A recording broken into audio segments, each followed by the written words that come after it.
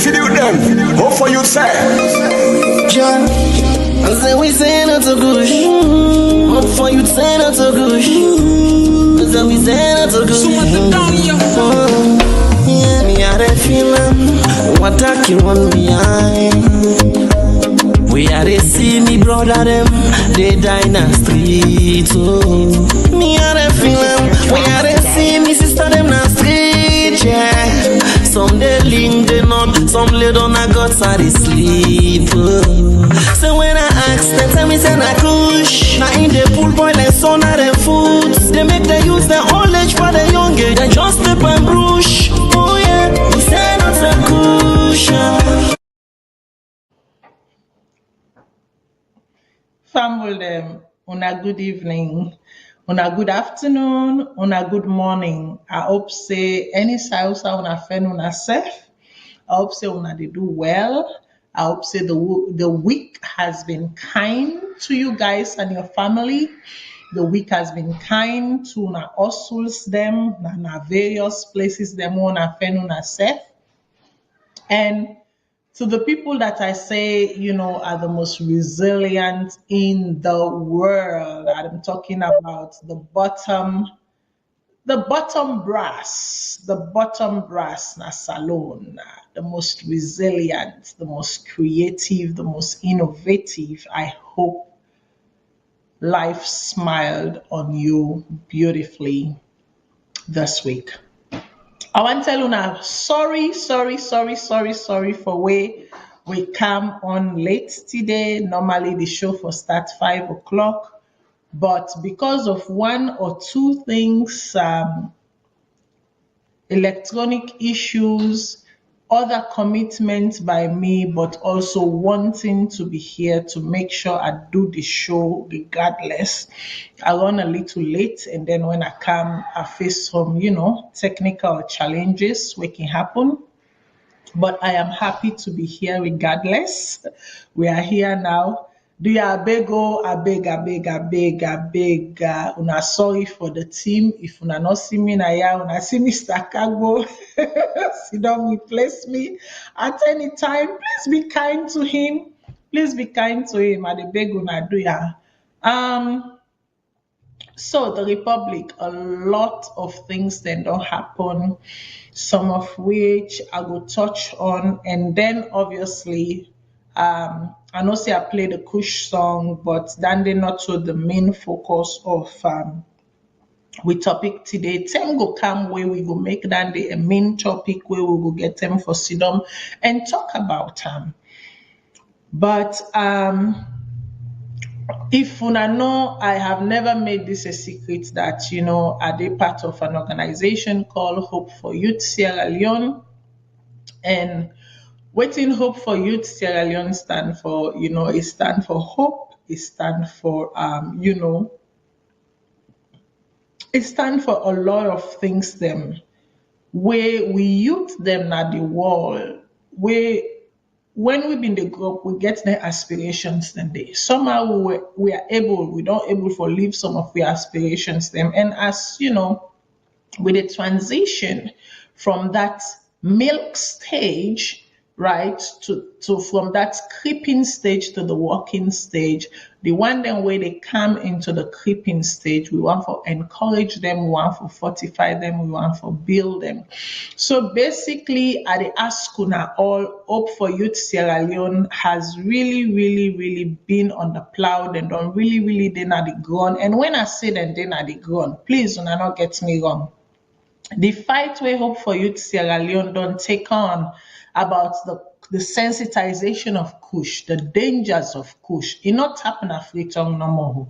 It then at all the province them. No single province, not then at Salone. If you not feel to say I am making this up, please call any of una major provinces then at Salone, including some of the townships them. Una ask them about this organization called Hope for Youth. If they don't hear about them, I bet una 10 on 10 and don't hear about them, because we have not kept silent on any issues. When it comes to election voting, when it comes to educating, we were right there. And now we get a much significant challenge ahead of us where if we not take them, we no go get that filler where we need. We no go get that number where we need for bring us forward, right?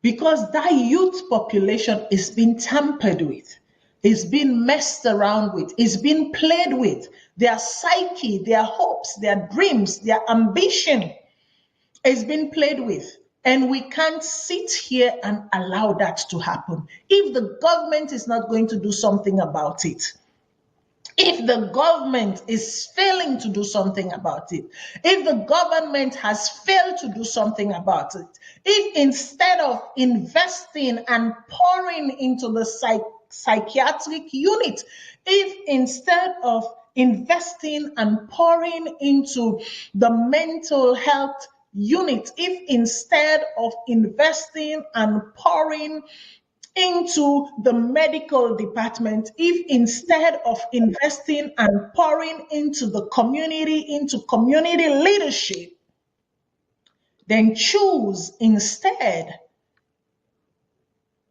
for they do nomination for compensation, then that is on them. It is on them. But what we as a group cannot allow to collectively be on us is that as we are now walking and our fathers are now learning, the ones behind us who are creeping or who have milk, who are breastfeeding and learning to crawl, we can't allow them to fail. We cannot allow them to fail. And so, nada make, I go ask una all, do ya, me listeners them, me viewers them, as una come into the show, as una they listen along in the show, as una tap from the beginning, please, we go pin this down, please. Help me or help us help each other. The journey is daunting. The road is long. But waiting we cannot collectively allow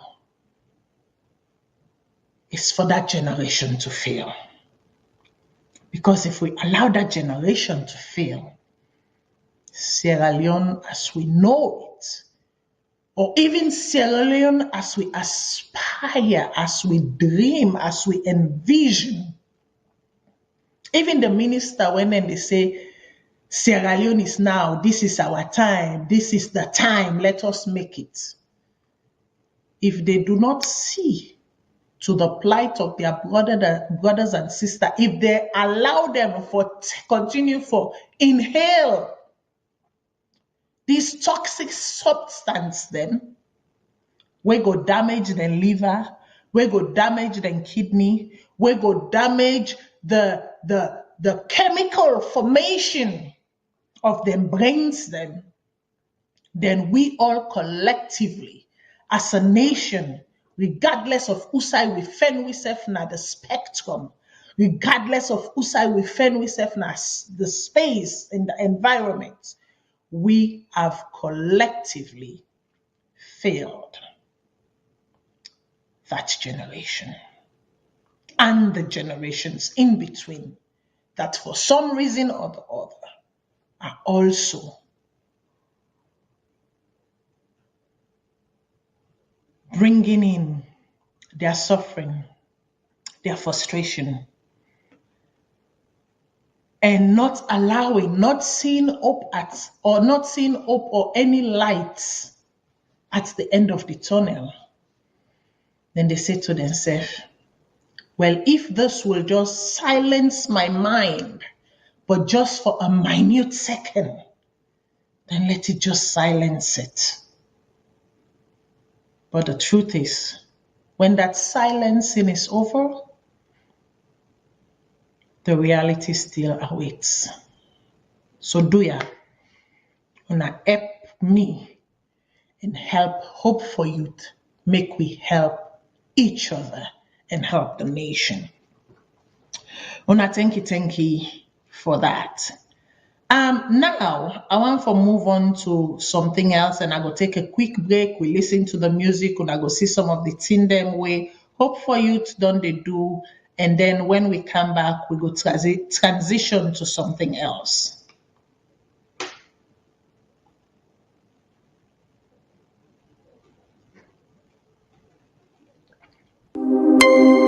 Sierra Leone, Kush, Killer, this is for them. Hope for you, say. John, I say we say not so good. Hope for you, say not so good. I say we say not so good. Yeah, me are a feeling what talking on behind. We are a see me brother them, they die in the street. Oh, me are a feeling. We are a see me sister them in the street. Yeah. Some they link, they not, some lay down a guts are they sleep. So when I ask them, tell me say na kush. Now in the pool boy like son of them foods. They make them use their old age for the young age. They just step and brush. Oh yeah, we say not a kush. So there you see the Hope for Youth can be a chapter, obviously going on a sensitization tour.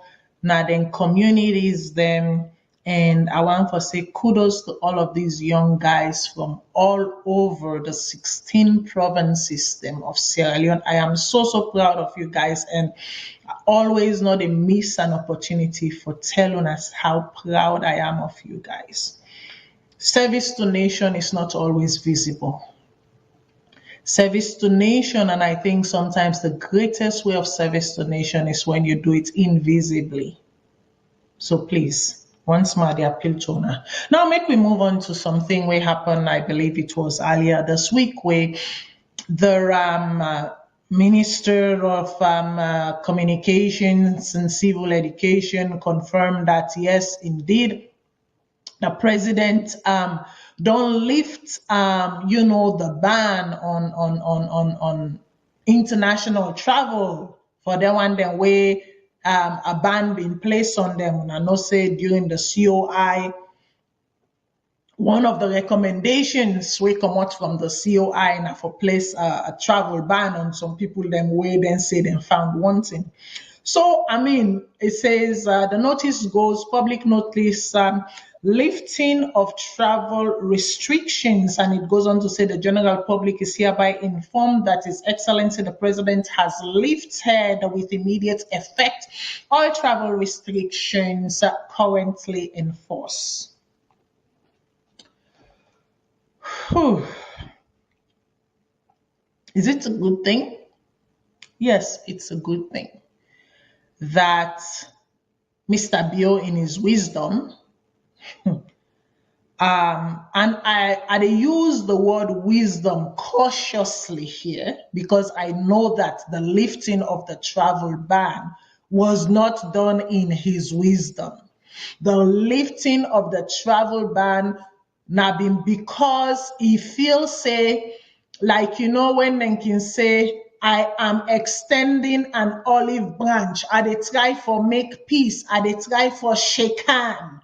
Now be a shake hand move to the other side because this travel ban here, so even though I know for say around shortly before the election, I believe there was also an international travel ban on ministers then say because of the economy, blah, blah, blah, blah, travel ban, all states travel, international travel is hereby suspended, this, that. But we may know for saying that for make, obviously, then put their heads together so everybody go there internally for rally around the election and also seem as if they are being fiscally disciplined when in the last 3 or 4 years when people are crying, people are saying things are tough, you keep traveling, you keep going on all of these entire, why is there a VMix? Why is there WebEx? Why is there Google Meet? Why is there Zoom?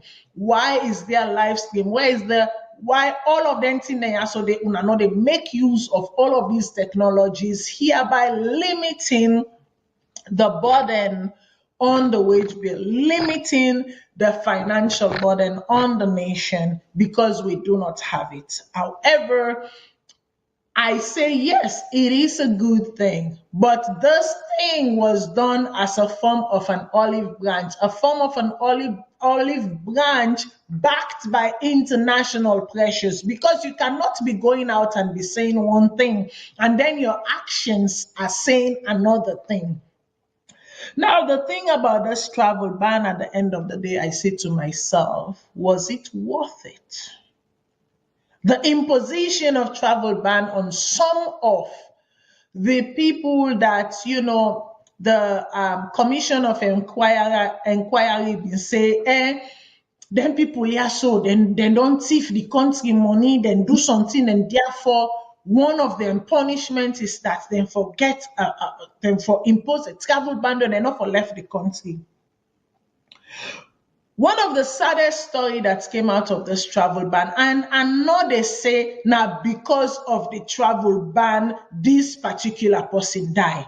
Una we know the story, uno know the story. Uno we sabi the person where are they talk about right now, uno sabi the person. I know they are so for call name. And secondly, me not to God for say now because of the travel ban now that make that person they die. I am just saying that probably, most likely, the travel ban had some contributing effect that led to maybe the demise of this particular individual. Because at the time when this travel ban also be imposed, this particular person fell ill.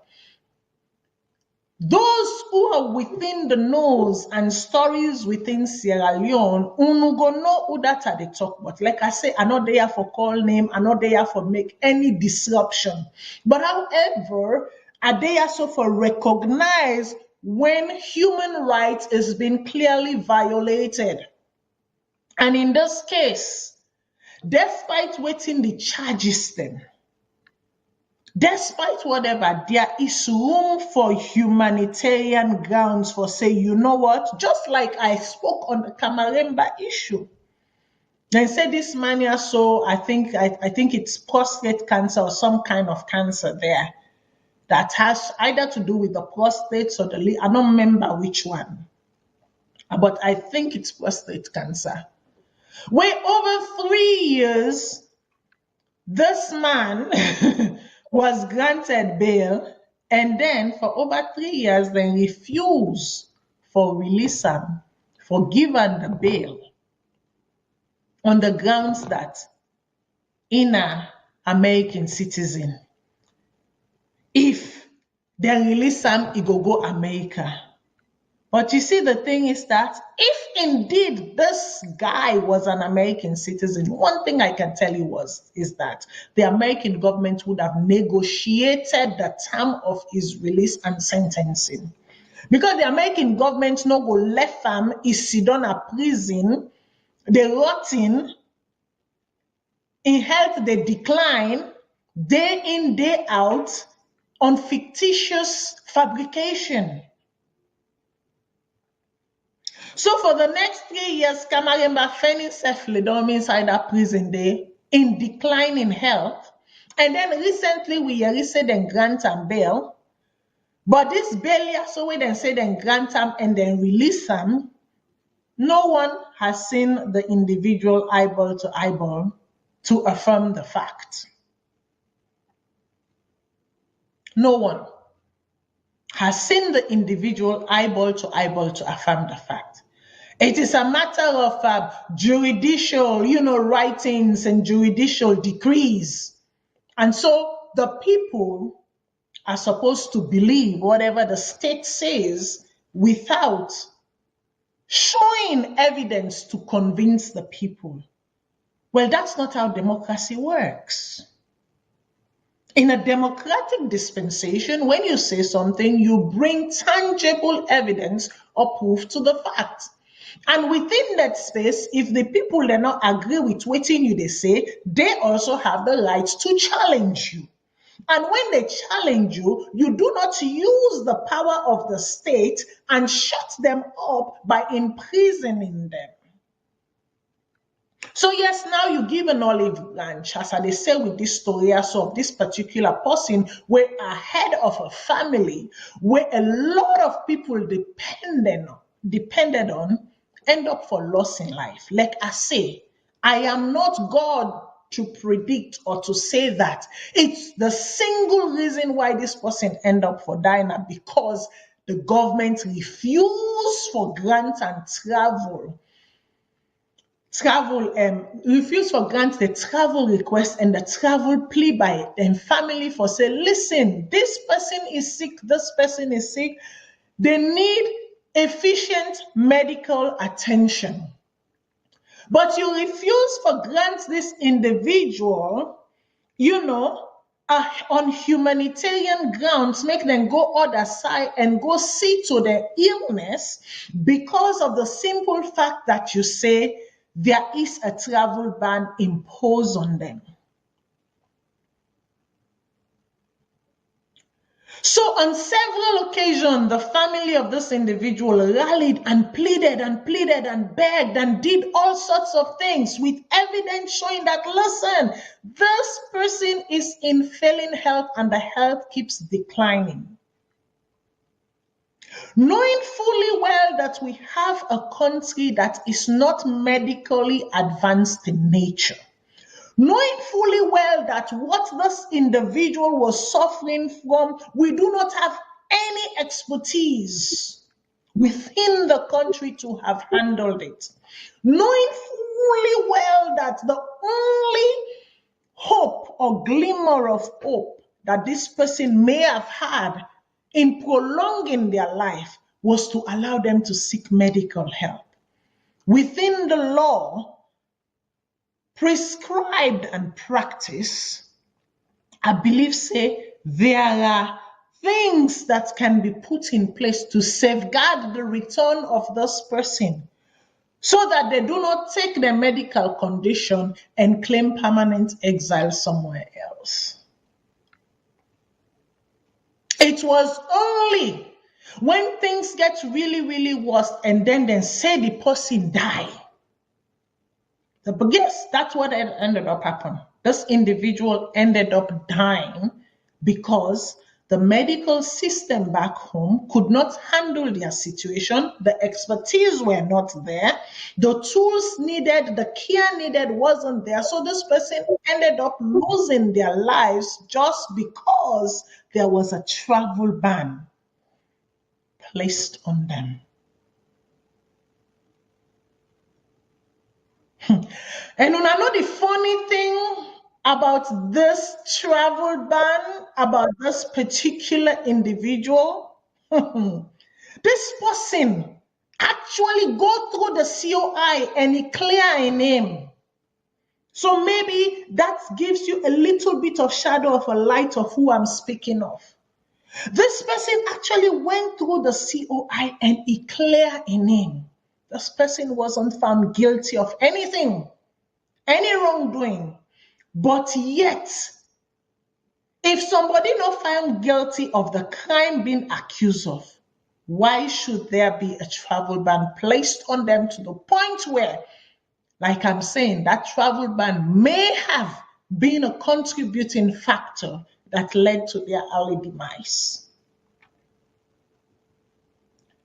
So you see now, giving this olive branch to a family like that, and that's a very big family, by the way, to a family like that who ended up losing a loved one unjustly because whether be it that then disease were so far advanced or whatever been they do, they were so far advanced and whatever, they will never see it that way. The only way they will forever see it in their mind is that injustice was exacted on us. When we needed to take care of our loved one, when we needed to provide them, when we be in need for sutra the person and give and what him in need, vindictiveness took over. Power and the implementation of power took over.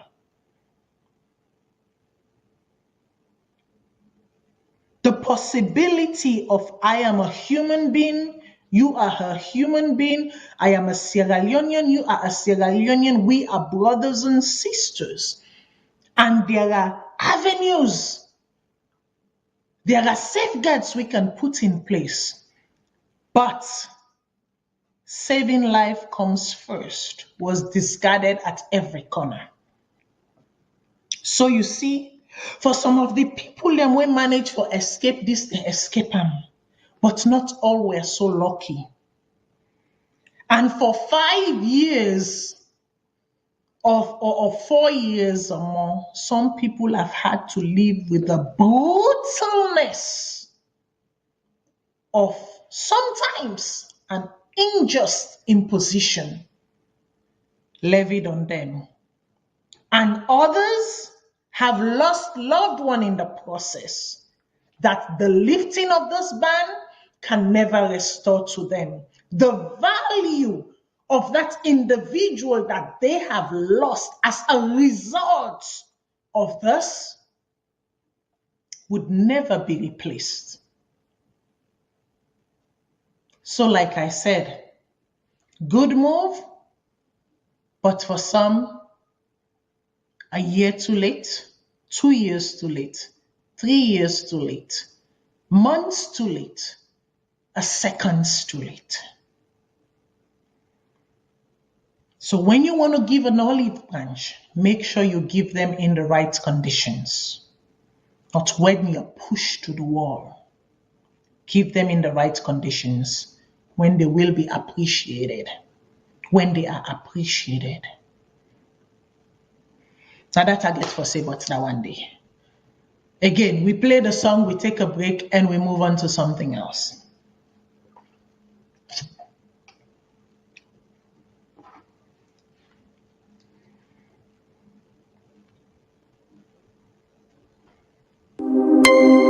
Sierra Leone, Kush, Immaculate disease for them.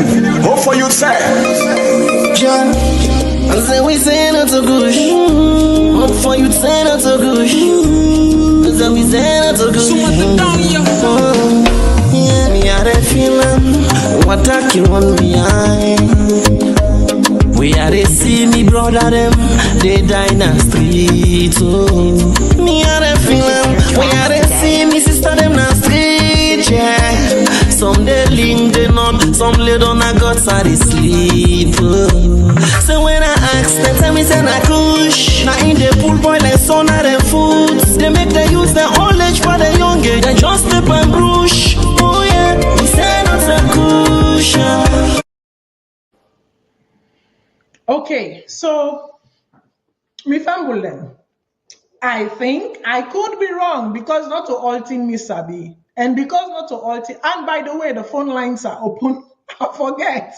I'm so excited to be with you guys that I forget to announce it, the phone lines are open. The phone lines are open. Go to flash the phone lines them. I know go get them for repeat them right now, but the phone lines are open. I can call. Disrupt my thought. Disrupt my knowledge. Educate me as I educate you. Let's have a conversation because this is about having a conversation. Make we listen to each other. Make we appreciate each other. Make we appreciate what each other they bring to the table. Make we disagree, but make we disagree with respect and not in disrespect. Yeah? So the phone lines are open. Free to call at any time on talk about any of the subject matters then what would they cover today. Okay. I want to play a video. And the reason why I want to play this video is that I want to remind people them why some kind of controversy arise based on the president in tweet earlier in October. And I know for say within at the month of October. I am an October born.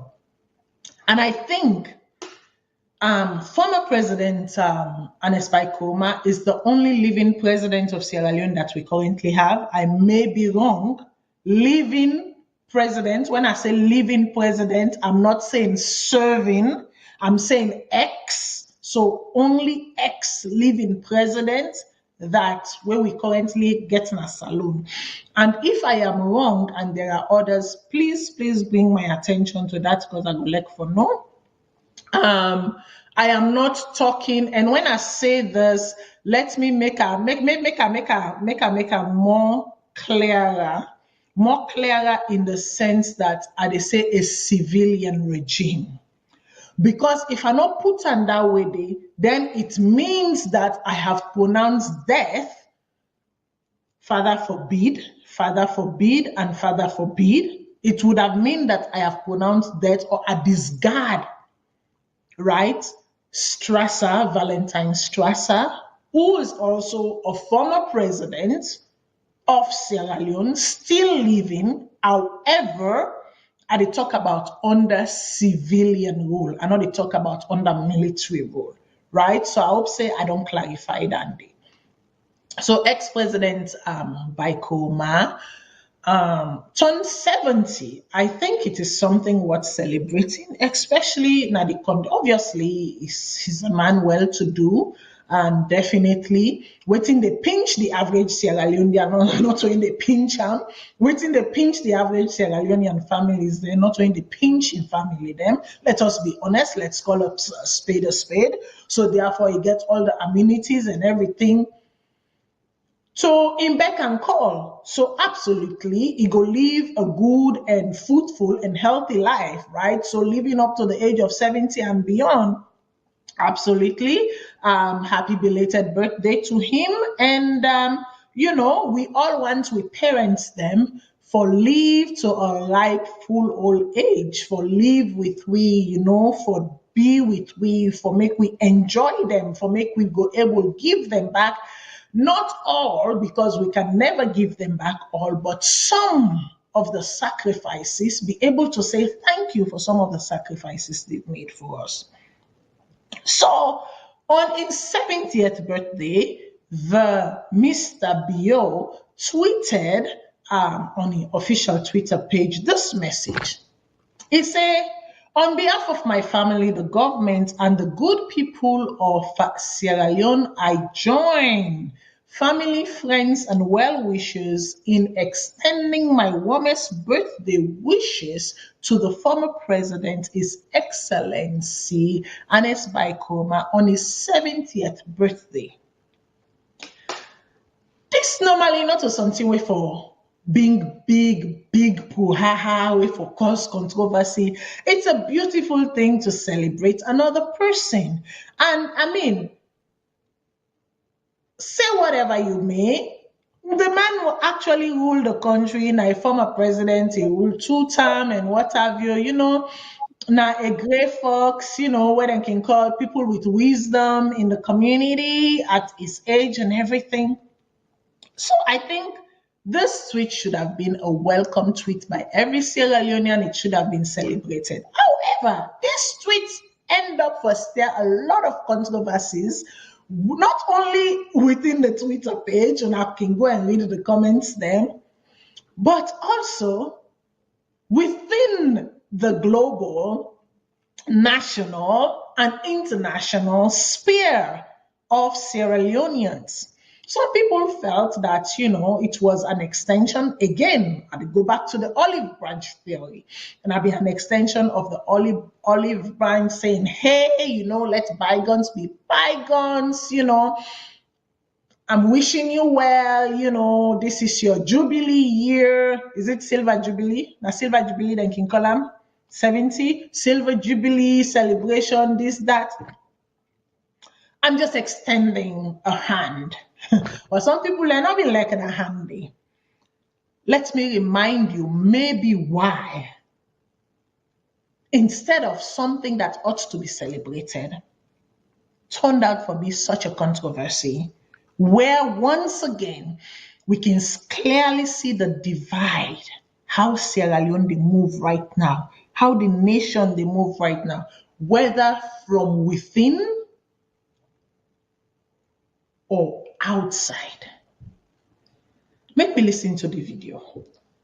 And that's good jog with memories them. People ask this question all the time. Me and Ernest by Kroma are not all contestive. So I don't know what are the importance.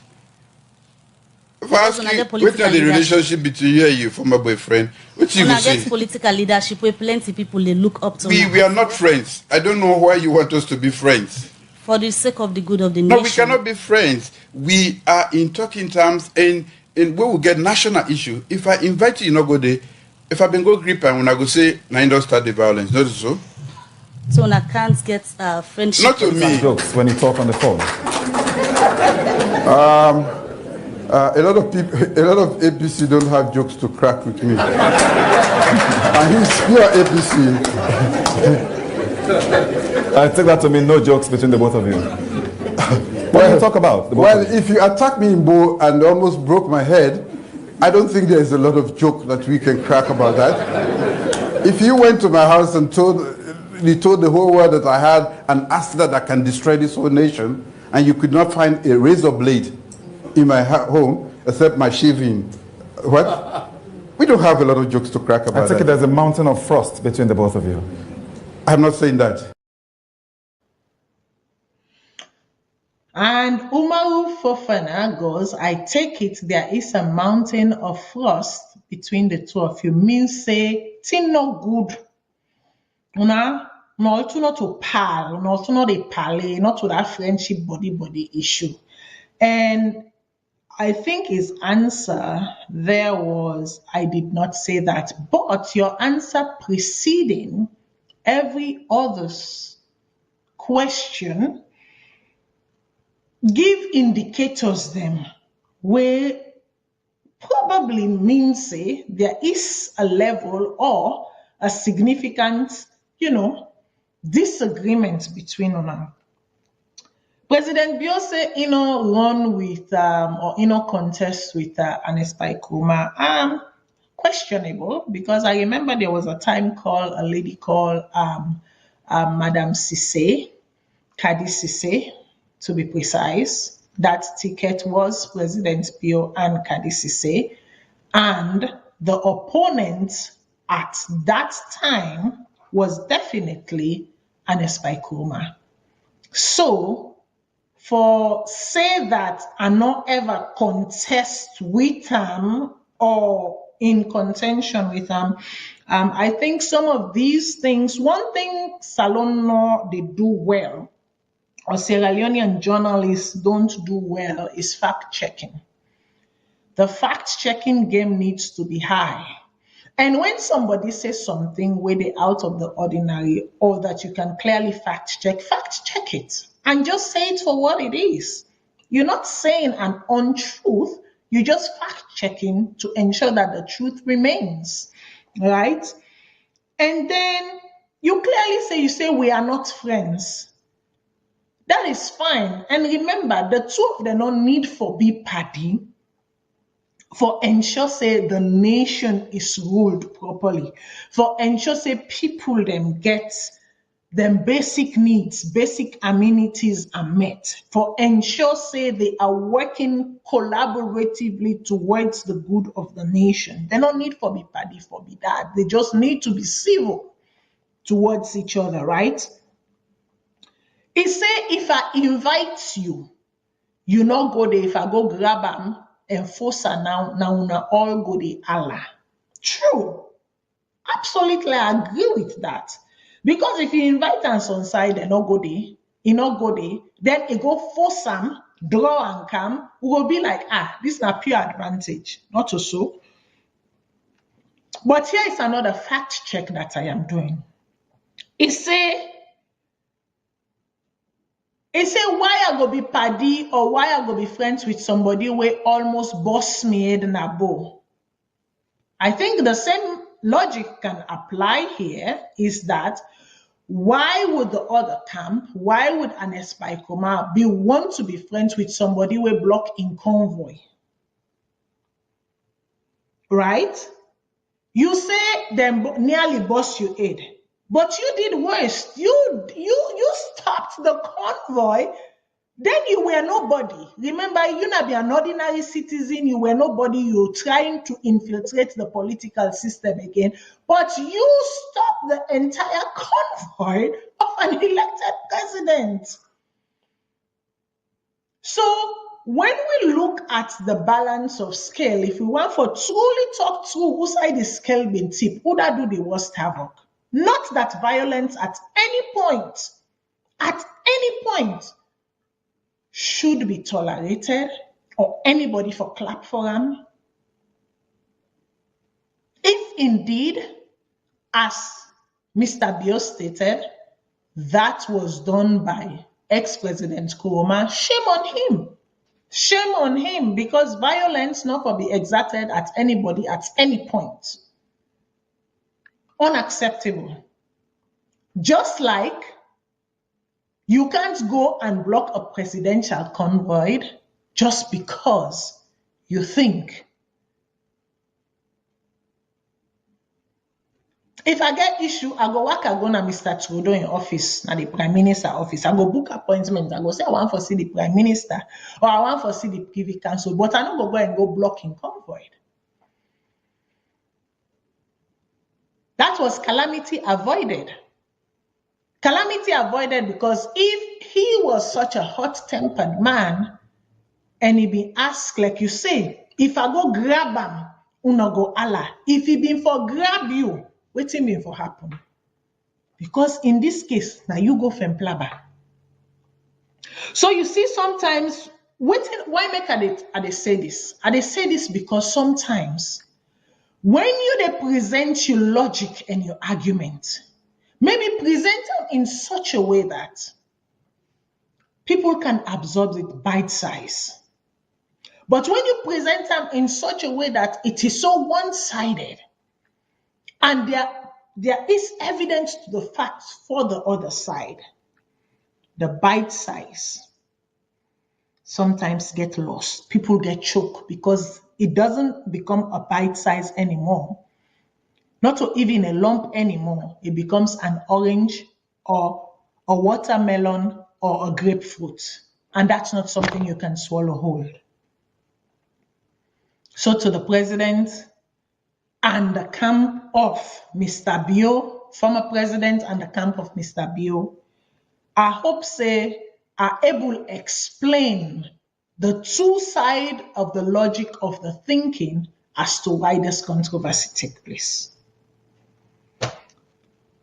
A happy birthday, wishing you well, should not cause this. Because at the end of the day, like I tell una, that passport, it no matter how much you say Canadian Panam.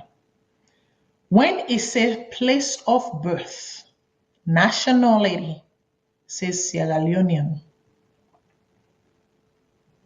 The only difference would be for my children born in Canada, you say Canadian, that's it. But for all of us, to maybe Sierra Leonean parents, or Ghanaian parents, or Nigerian parents, or this parent, make we not allow the little foxes, make we not allow the little foxes for stay so long that the fox now thinks it has a place among humans. Like there are places in England and London, when you're there, as a matter of fact, walking in the streets or on the streets of England in certain places, I believe even in Leicester, if I'm not mistaken, you see folks, then they walk and treat. They don't become so comfortable among humans. But that is not their place. They have a place. Humans have their place, animals have their place. Make we the humans them not invade the spaces to the point where we think that we are part of the animal kingdom. And let us not allow the animal to invade our spaces to the point where they think that they are part of the human kingdom. I talk deep. I'm not here to explain what I said. You can understand it for what it is and make sense of it, or you can just ignore it. Make we move on to another topic.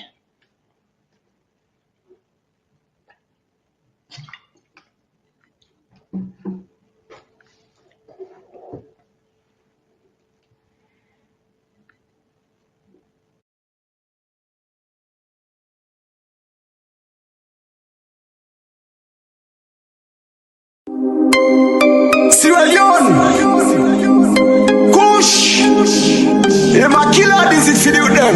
How for you say? John, I say we say not so good. What for you say not so good? I say we say not so good. Yeah, me a that feeling. What talking on behind? We are they see me brother them, they die in the street. Oh, me are they feeling. We are they see me sister them in the street. Yeah, some they link they not, some lay down a guts are they sleep. Oh. So when I ask them, tell me say na kush. Now in the pool boy like son of them foods. They make them use their old age for the young age. They just step and brush. Oh yeah, we say not a kush. Okay, so Fambolen, before I been left for now, about 2 weeks ago, we started something. We begin something, and that thing then we begin for look at you guys refer to him as President Bio. That's fine. I refer to him as Mr. Bio, and I've been not explain why I refer to him as Mr. Bio until such time when I am convinced that I can refer to him as President Bio. Again, like I say, you choose, me choose. Make we respect each other. That's all. The phone lines are open. Please, the phone lines are open. If you not get anything for say, if you not get anything for add, the phone lines are open. Because with me, when I know for say with me, I do a lot of analysis. I do a lot of educating. So I can always say, if now one person see don't self watch me. So long as that one person they take something and go replicate them that is of good, I've done my job. So we go continue from Usai we left things.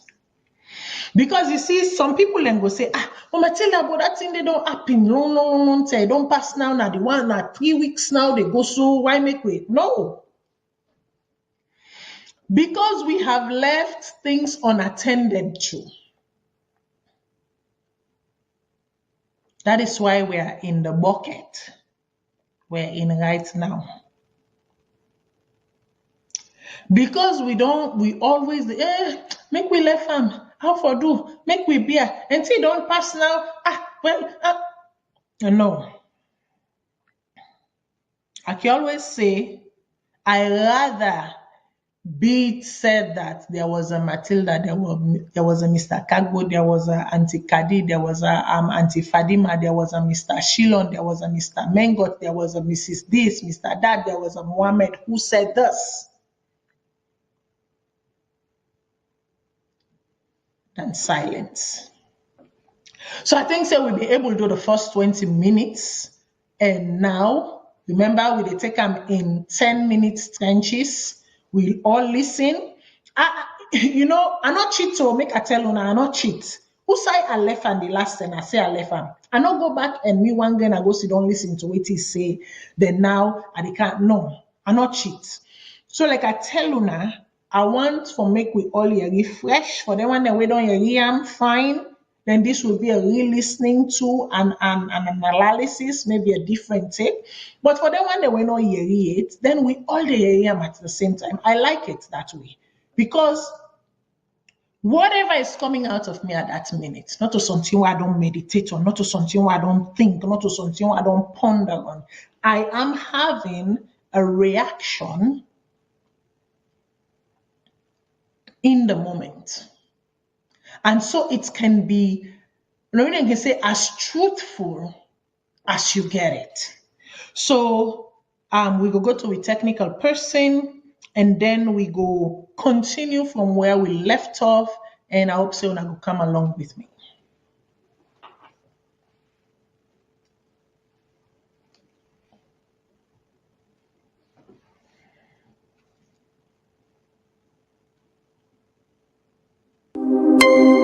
Sierra Leone, Kush, Killer disease for them.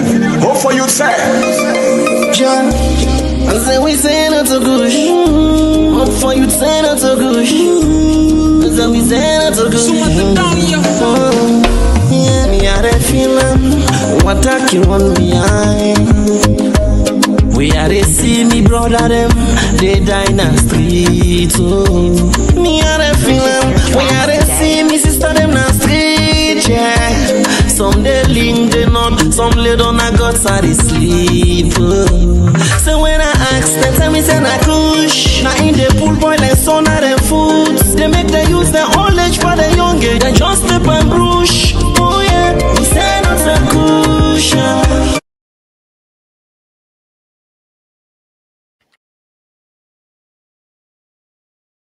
We they try for locate the time whose I we've been stopped. I go want, you guys are not calling today, funnily enough. Una can always do this to me. I don't know why. Una can always do this to me. I can like what una they call, where we they get a dialogue. When not to me no more just they sit down and talk. I can let for your from one. I can let forget my own perspective then. But sometimes I get this thing about, oh my gosh, you're so good. That is self-praise. I can't be that good. I cannot be that good because always, as Shaw says, something they way I miss, or something they way I don't know, or something they way unaki add on top for help the conversation along, for push the conversation along. No, I cannot know it all, and me self know that I cannot know it all. It's impossible. It's impossible. It can't happen. So, please, una call the phone lines there, the different phone lines they're open. But if una not call again, it's okay. I don't. I know they feel bad though. No. I not gonna feel bad at all because I know so many times people can say no. What you they say is so timely. It's so important that we knock you on for break the show by calling. But guess what? On my end, I want you to break the show by calling, right? I want to make una break the show by calling.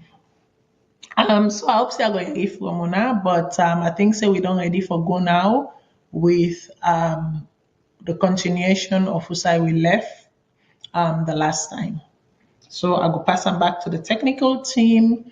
We continue and let's listen in together.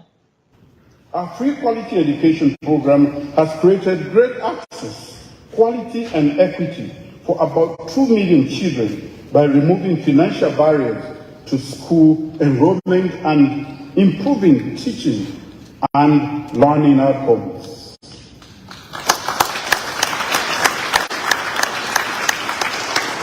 Our pioneering approach to radical inclusion in education, leaving no one behind, be it expectant girls, adult learners, children from our most vulnerable communities, or those with disabilities, has garnered commendations from the international community.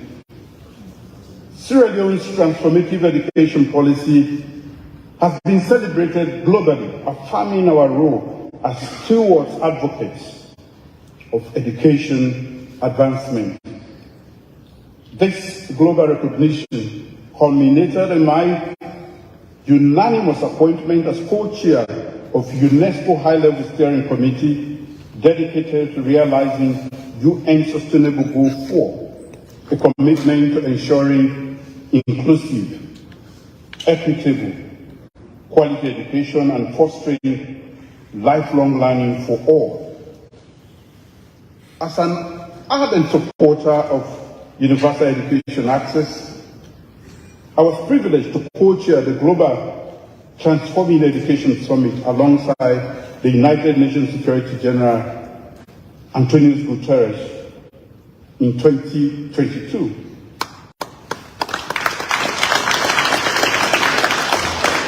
Additionally, the Global Partnership for Education honored me as one of the global champions for foundational learning for our 2022-2026 Partnership Compact.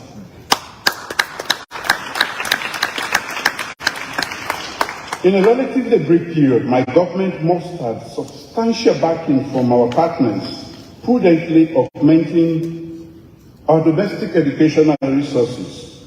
These efforts have attracted over $200 million in support for our education sector since 2018.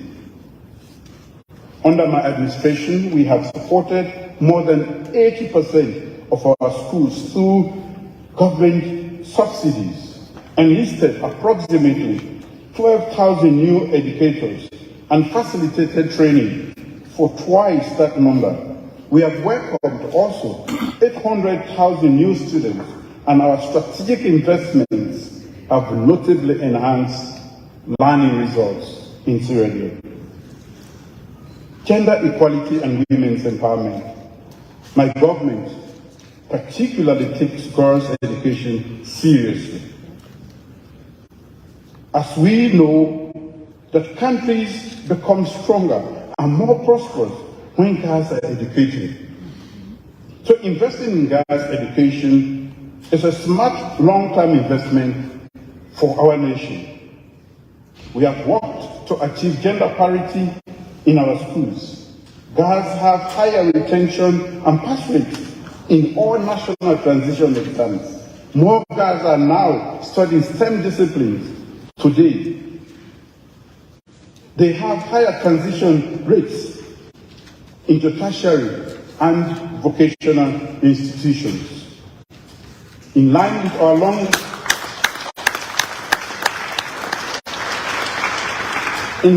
long-term vision to train more women engineers, doctors, scientists, and innovators, we have also implemented a policy that funds free education from primary school through university for all girls studying STEM disciplines.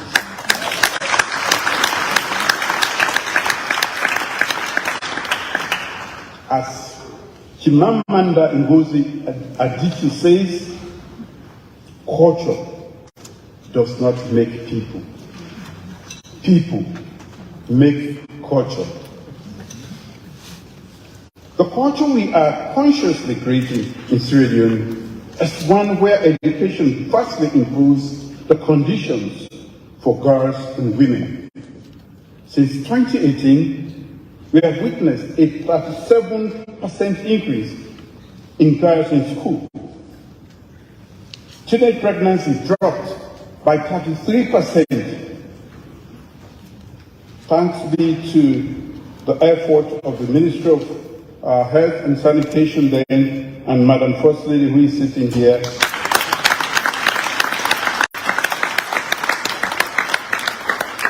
Early marriage figures have also dropped dramatically. Sierra Leone now has the highest rate of girls completing primary education in the entire West African sub-region.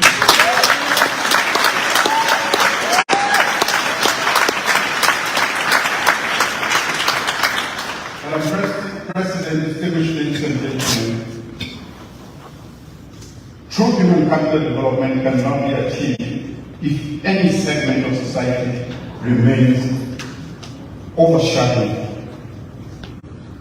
The poignant words of the luminary writer Aaron Roy, there is really no such thing as the voiceless. They are only the deliberately silenced or the disparately unheard. One of my most cherished moment as Sierra Leone's president remains signing the progressive gender equality in women.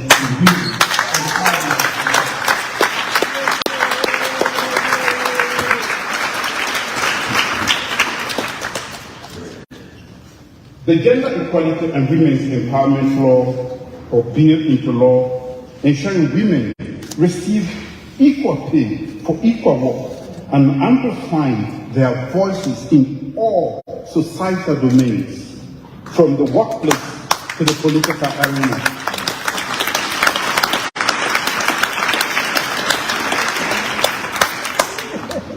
A minimum 30% representation of women is guaranteed by law.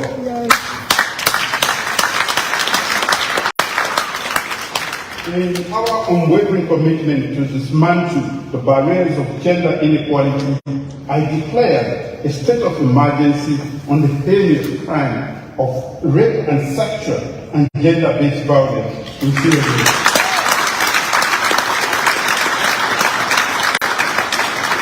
Through robust measures, we are championing justice, especially for the marginalized and the underprivileged, by the amendment of the Sexual Offences Act, broadening the spectrum of legal aid and instituting a specialized court to expedite the adjudication of sexual offences. In September 2021 at the United Nations, Sierra Leone with the Federal Republic of Nigeria successfully moved the United Nations resolution titled International Cooperation for Access to Justice, Remedies and Assistance for the Survivors of Sexual Violence. It was a historic resolution for the survivors of sexual violence. It condemned all forms of sexual and gender-based violence, and outlined a series of measures for member states to take effective action in line with international law. Youth and empowerment. Madam President, distinguished ladies and gentlemen, empowering our youth means giving them a voice in the decision-making process of our nation.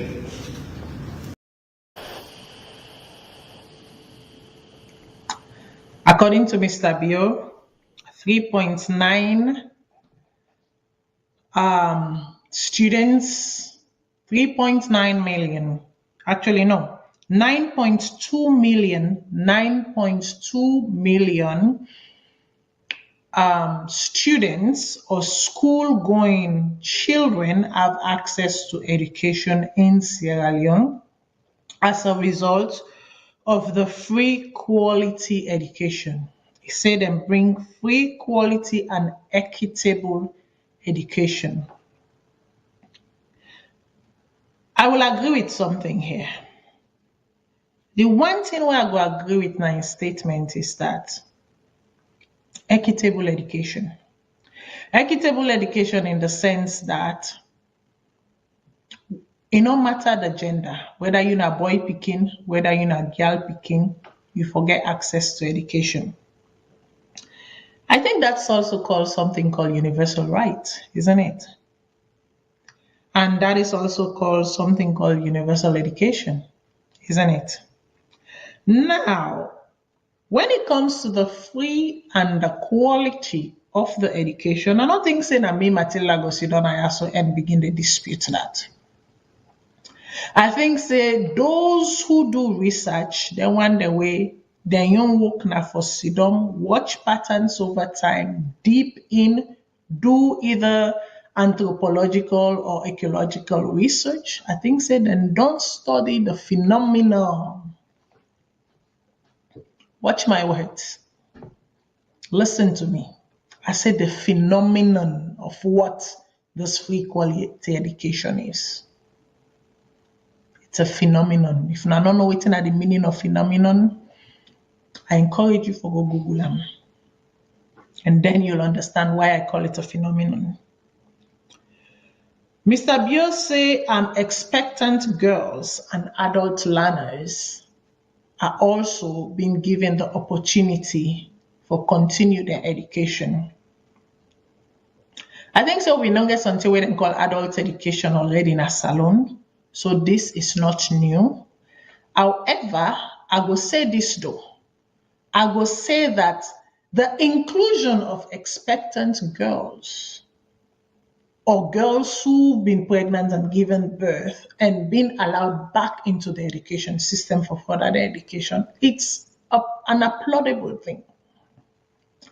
I know for say with cultures, with systems, them sometimes, frown upon them kind of inclusion than they. But do you know the greatness we don't come out on? Or we don't come out on a lot of mama them where for some reason or the other, something happened along the way during their teenage years, they get pregnant. But then that they not allow they and them parents them because it has to be a corporate effort. Sometimes they are not so lucky that they get that corporate effort. And they get for struggle a little bit before they reach it. But most of the time, depending on the corporate effort of the family, then people and they turn out for be spectacular contributors to society. Spectacular contributors to society. I can name a few people them when me sabi personally. But because of privacy, I no go call their name. And the reason being is that I want for name people them within Salone. I don't want to use America as an example. I don't want to use England as an example. I want to use the Salone story. The Salone story, the Salone perseverance, the Salone tenacity as an example. So because I don't ask them people they ask them permission for use the name as an example for say, listen, at one point, they will also find themselves in the situation. Unless they tell you their story, you're not going to know. What you see now is the person you admire, is the person you call Mrs. So-and-so, or is the person you call Auntie so-and-so, or Sissy so-and-so. But Sissy, Auntie so-and-so, and Mrs. so-and-so has a story to tell. So yes, the inclusion of expectant mother, absolutely agree with that. They say they make a culture of UNESCO because of the good work where they do. You see, sometimes this is where international organization then they flounder and they buckle on the knees a little bit.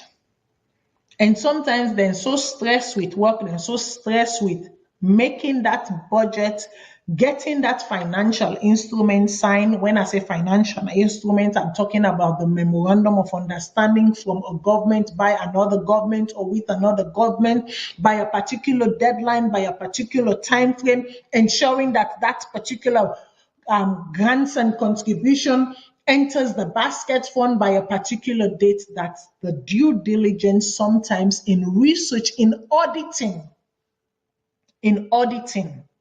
is lacking. I know they talk from a space of non-understanding. And they talk from a space where I understand very well, where I understand the stressors and the stresses of that space. Where I understand the stressors and the stresses of the deadlines then. And sometimes in trying to meet those international deadlines, sometimes in trying to get those multilateral agreements, in trying to make sure your name is among us or part of them multilateral agreements, then they are sometimes bilateral agreements. A proper auditing is not done. And that's why people then go wonder, say, how is it that back home we they see say things are not adding up, the math is not adding, things are not jiving, but yet still somebody like Fatima Bio is being invited to this space or somebody like Mr. Bio is being invited to that space, or somebody like Minister so and so is being invited to that space. Make I tell una, it just boiled down to time. Sometime, even the biggest of institutions, with all of the media monitoring watch team, with all of the research and documentation team, with all of the knowledge expert team, with all of them policy teams, them with all of the ministerial and teams them, with all of the ministers and deputy ministers teams them, the time isn't just enough. And because the time isn't just enough, sometimes, not always, sometimes they miss the mark. Who side they're supposed for look? Who side they're supposed for dig? Forget the answer.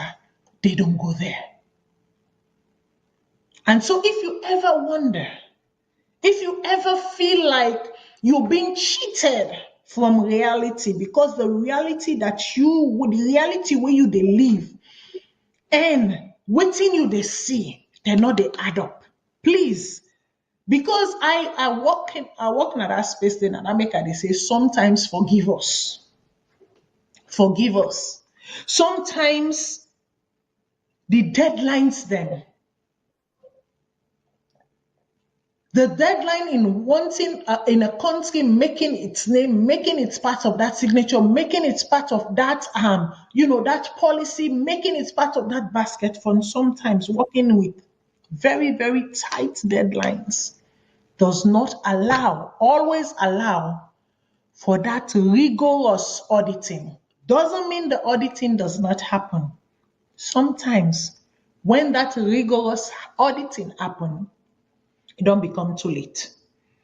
The die has been cast. The deed has been done. And you find a way now to sort of explain it. You said even then at the Transformation Summit 2002. I was also at the Transformation Summit 2002 because the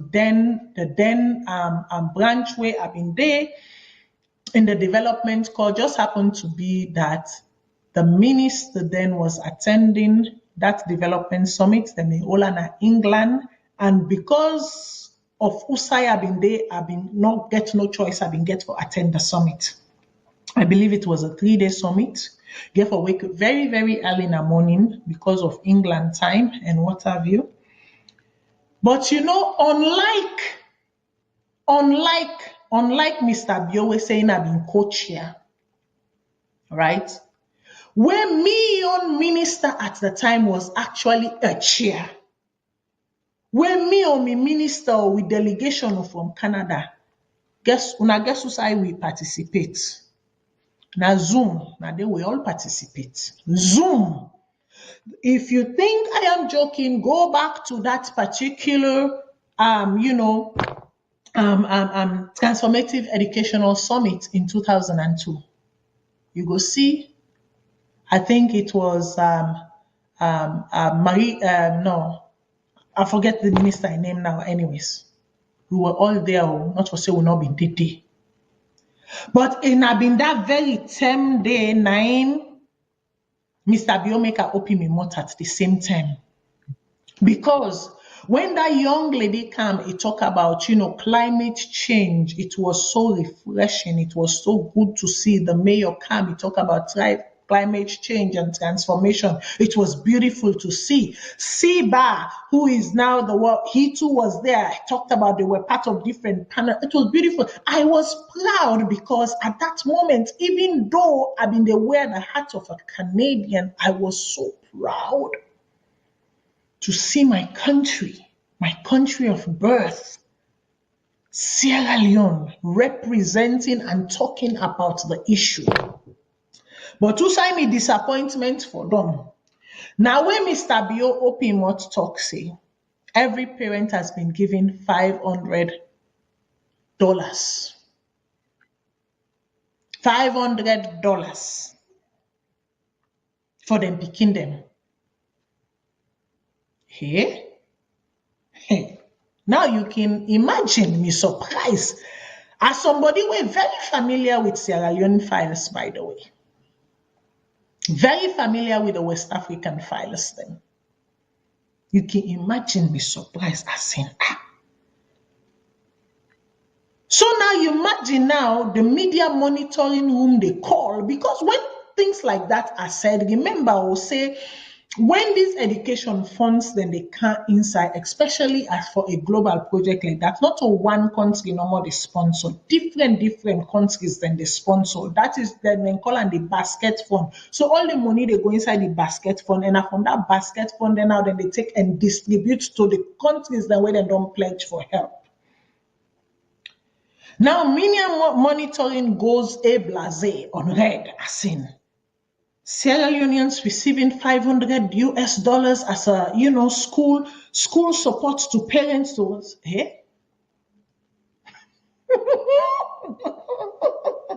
Now that day they are land say I know for the talk say me na Sierra Leonean. I know for the talk. I for set me more boom. I make like say I don't understand what's in the happen. I'm not going to tell you the rest of the story will happen. But all I am saying is that such international embarrassment should cease. Because after that, the man could not even defend his figures. And I remember the BBC interview that ensued. I know they make that thing they are so up. And trust me, it is not because I get any vindictiveness towards Mr. Bio. No, he's a Sierra Leonean. God don't put on a privileged place for guard and protect the flock. As a matter of fact, just because God put on a privileged place for guard and protect the flock, no mean for say in the landlord of the place. No, he is a tenant. Every other Sierra Leoneans are the landlord of that land. He is a tenant. A tenant will ask, say, unu rent give me unu chair for make a is unu go up. So at any point, any of the landlord will include everybody watching me here, every Sierra Leonean gets the right for asking question. He said and double teachers training by 12,000, teachers by 12,000. And he said then double the training for teachers then.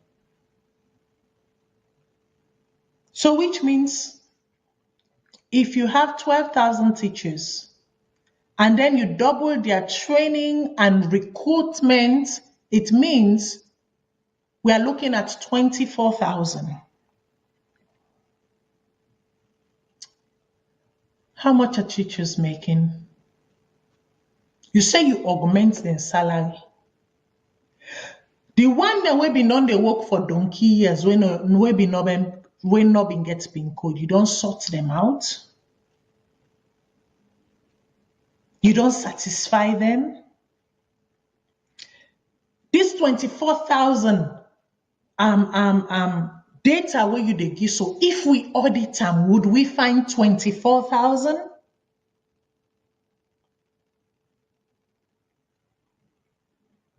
This 9.2 million enrolled, if we audit them, we do thorough audit, will we find it?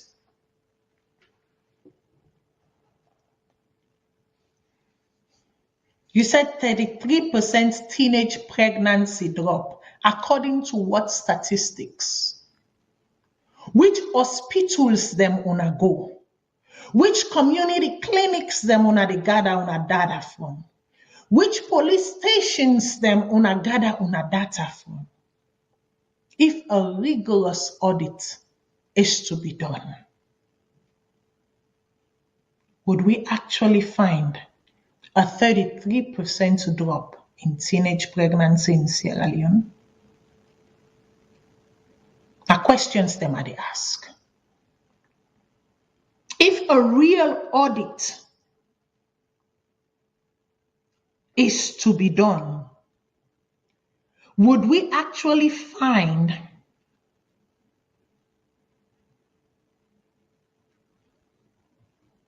a 33% increase in the empowerment, the inclusion of women within the political and community and decision-making spaces.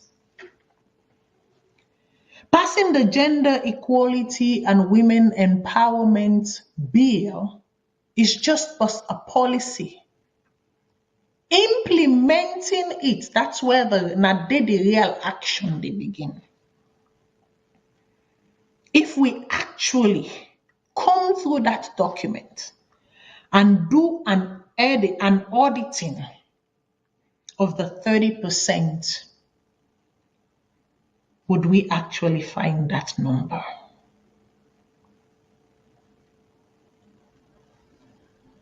So in general, all of the statistics and data provided, if a true auditing is to be done, would we actually find these numbers? Would we actually find these numbers? The United Nations report just come on ado. The United Nations Development Program report just come on ado. Are your numbers identical to the numbers we are seeing there? Make her take the call. Caller, waiting at your name and also you the call from. Yes, thank you very much, Martina. Me, Ahmed, I call from UK. Thanks, Ahmed. Go ahead. Yes, thanks once again for your critical analysis. We really miss you, but thank God you are back, and some of you left for a read from you, actually. You're such a brilliant person, I really love the way they analyze things, and from the onset where I begin listening you on this platform, and it's really educative. And one person we will like people and we come on at that country, we get the country at heart with great passion. And now that's what they do. You and so many others at this platform and other various platforms. You see, not that we not like sit alone or we just like for criticize what they happen. But when the bad things and they occur, and when we get a government where they propagate as if all is well in the country, we need for talk. If we fail for address, we sit down dumb. Like a way to they do so, where the idea are there, and some of the people and we will learn, they don't understand. The bad thing will continue for happen. Now this they happen today. We get a government where they propagate good outside when they go to the international platform, but what did they happen? They reflect na the country. Because some of we get younger ones where they go school, where they na university, where we they help little, and they struggle. But if you see the way they propagate education, today I talked to my niece. I say, where the result? He say, Uncle, I not take exams. For the first time, you not even tell me. I say, what's happened? He say, my name no even come. I don't pay WAEC, I register, and for any short list, my name no come. I say, but you go now the school, they ask the principal, why you not refund your money? He say, why can't they refund? Also, I no imagine why you don't pay your money. Like we don't tell who they sit. Then they count the list again, then verify in a class. For making them check the subject, they always list if they're correct. They send them back my exam cancelled for go. We don't verify so that she shows your name they come. But I see no reason when me don't send the money for me you go register, you don't go pay, and all when they can for come verify the list for go sit, you never no come. So he said, so they say next year now I'm not go pay again at the seat. I said, did you go to the police? He said, why have to go police for? I said, no, but you need for make a report because this issue. No, if the principal, I say if you get me for go back and make her talk to the principal. Because this enough happen so. So and the other time with last year back we sit, in results cannot to face this force. A different face. So now them problems say how we face. me don't know the system before. I graduate as a teacher. I teach for 2 years and before I moved Gambia and stuff. You know, I get me friends and now we did at the school system still. You know, now we all pass through the same system, some from TC to HTC or up to university level. I get one right away they head the school in Gyang. You know, get as a headmaster, headmistress. Now you go paint the office is hot, you know, get chalk, you go buy chalk for his school. You go buy chalk for the school because it's like the first day for so the school open, pass you go now one of his colleague by go borrow chalks and for many picking and can't just continue classes. I said, what should they do so? I said, they refund you the money. He said, no. He said, now 2 million and give me as a subsidy or so for help. He said, instead of that 2 million, I get one auxiliary staff where they clean the compound, the woman. He said, now 600 I pay. So the 1.4 now for look at imagine for the whole time. So I said, but why did you take this job? He said, what I will do? And man, no, I have to pick it and go so far. So it's like I for do X. I said, but how much can they pay you? Where they take all of this? So when they bring some of the incidents, where the president is going at the international community, they talk. He said, left it swear. I said, no, not swear. Now put on it. So you see the irony. You see the problems here. So some of we they go na the ground because we get people who involved. Just now, as I said, don't know what they call you. They don't send me nephew in result, my sister in Bobo in result this year. So I did that is contemplate who say for go either for saying I'm taking my Kenny or go na FBC because na sciences they do. Which okay, I mean they involve directly. I mean they pay for them guys here. You know this kind of thing where we see a lot of things in the way. You know, the government they propagate, you know, they reflect. And now the truth, they say, all what they analyze so, it is just the fact. But if we continue for keep quiet and we not try for make them they are known, we get to say for blame tomorrow. Because this country now, we all own. We cannot allow few people them, based on their greed, they will all suffer. So I want to stop here and continue for listening to it. The reason why people they call them, they find a very interesting idea analyze these things here. Everybody become quiet because we really with the land. Now school we don't put me so now. We really find a very interesting the way they analyze things. So not feel anything why people know they call. They enjoy the way they analyze things.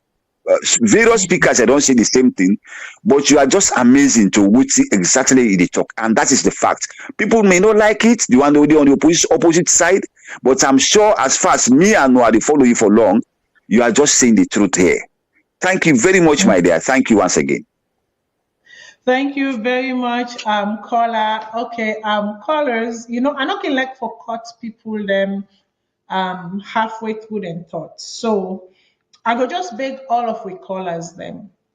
If you they talk you read the first buzz, try and round up your idea.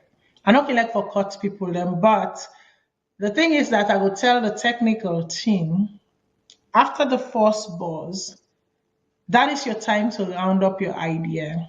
If you're not able to round up your idea, a cut una, because sometimes if I try for talk, una not a hearing me.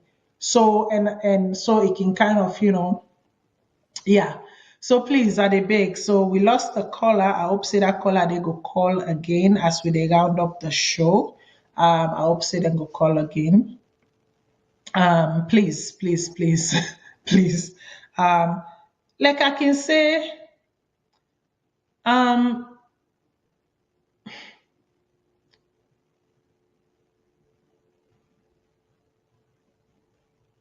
here is what I'm going to say. Everybody is welcome to their opinion. Everybody is welcome to their facts. Everybody is welcome to their reality. However, there is a reality that everyone should acknowledge. When that reality they happen, the thing is that there is nothing you and I can do about it but accept it for what it is. The reality of you saying everything is going on well, the reality of the state saying that everything is good, and that they are supplying lights, and that there is more light now in Sierra Leone than ever before. That is their reality. But the lived reality that you and I had to acknowledge, and we not get any choice but acknowledge and for the truth, is that there is no light, is that things are expensive, is that despite you buy your meter or you put your meter, you still not get light. So for una way they sit down and also call me a pathological liar, or call a caller who is stating their reality a pathological liar, how about you look at yourself in the mirror and see what reality you choose to recognize that makes you the most applaudable truth teller. And they pay school fee them for picking us up. Yes. University fees them. Yes. Secondary, primary. If I sit down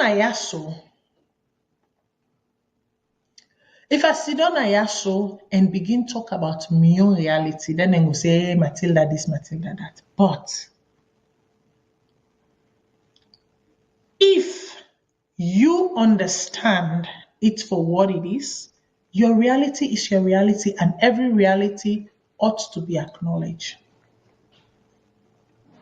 However, like I say, in the reality, there is the actual reality.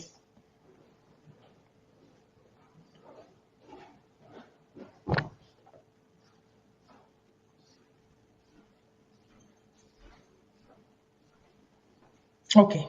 I think say I misread that caller there in comments. However, I also know say people like can say things then. So if however between the line in there you decide for say that, just know say I don't address her now. As the reality, which reality is a reality. Yeah. So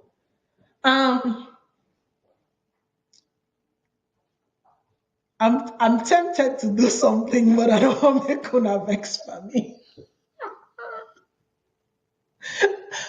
So I'm tempted to call it tonight, but I know soon I go vex for me. So make we do the next 10 minutes and I'll call it tonight. How about that? I think that's fair game, right? Make we continue.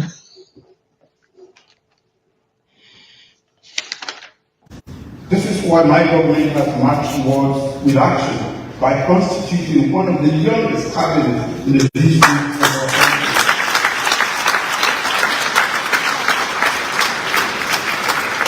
Many of my ministers are under the age of 40.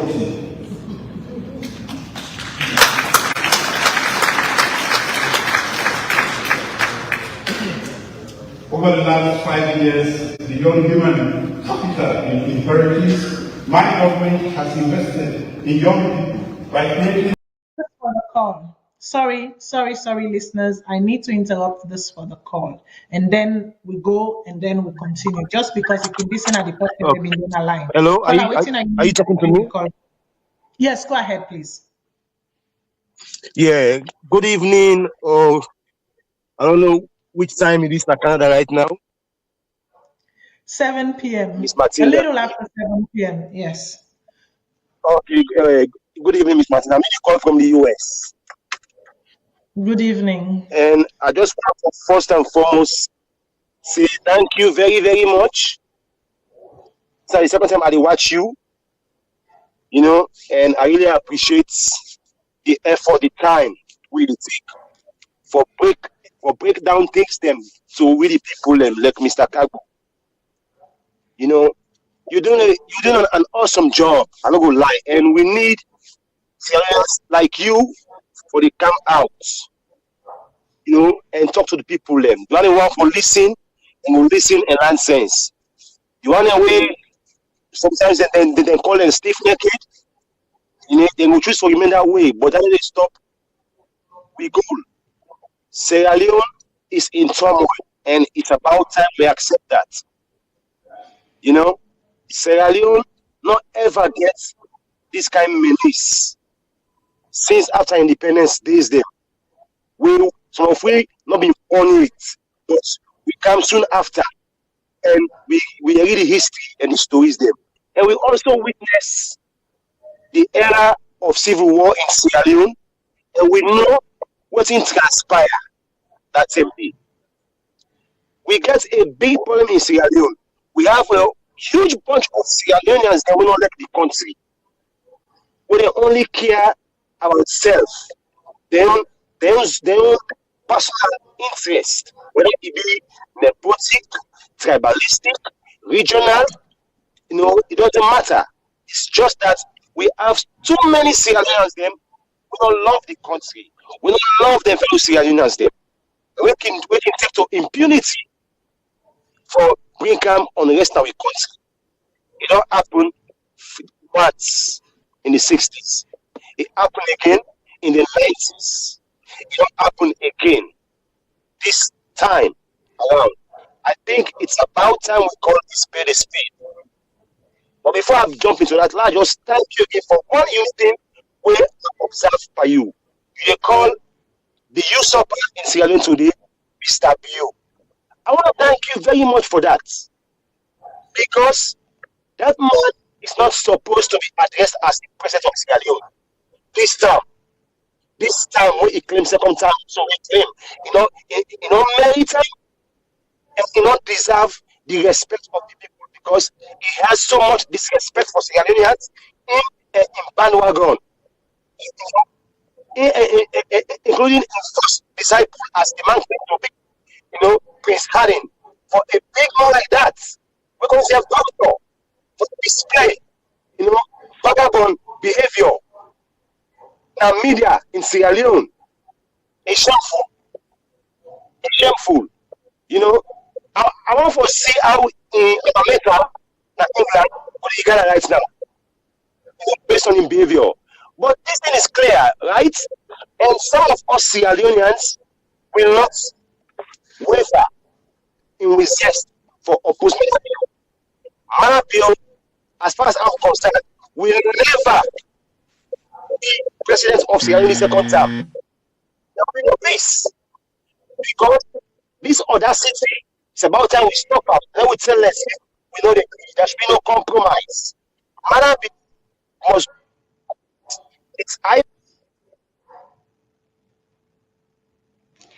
Okay, so like I explained, everybody get 3 minutes and they'll give you a few seconds to round up your thoughts and then we move on.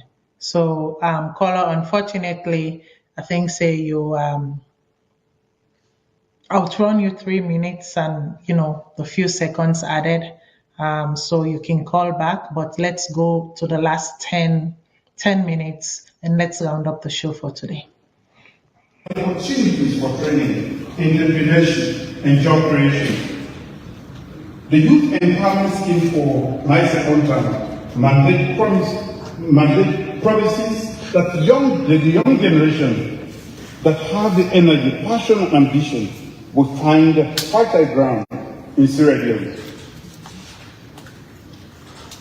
We also intend to leverage the cutting-edge technology and infrastructure program to pave sustainable pathways for economic growth. My government has continued to rely on our young people to move from being passive observers of the country's problem to partake in the actions that can move it forward. Our human capital development agenda equips young people with the knowledge and skills to be informed and to be critical thinkers, and they must use that knowledge for the greater good. I firmly believe that the best use of our life is when it is lived for God and for country. Any life after this principle is not worth living.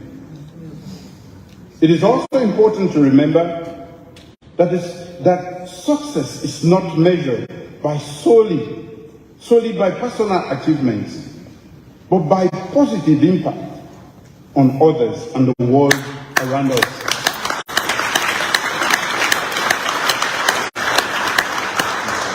I have just started my second term. Ladies and gentlemen, the last 5 years have come with a share of challenges, as we all know. But in the true nature of Sierra Leone spirit, we will never share in the face of adversity. Challenges are an inevitable part of life and often the catalyst for the most significant change. Leadership exists to solve problems. We must remember that progress is not linear, and setbacks are opportunities to learn, adapt, and grow stronger.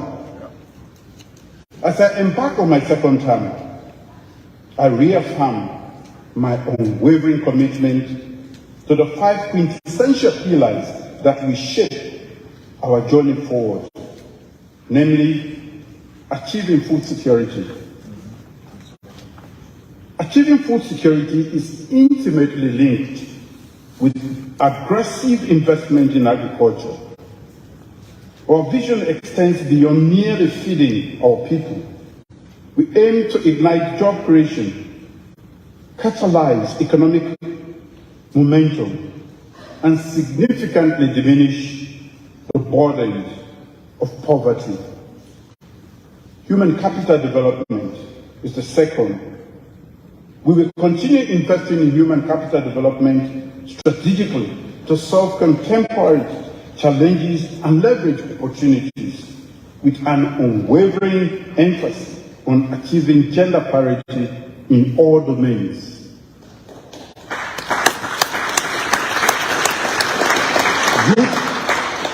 Youth employment scheme is our solemn pledge to the vibrant youth of Sierra Leone that their dynamism, enthusiasm, and aspiration will be met with unparalleled opportunities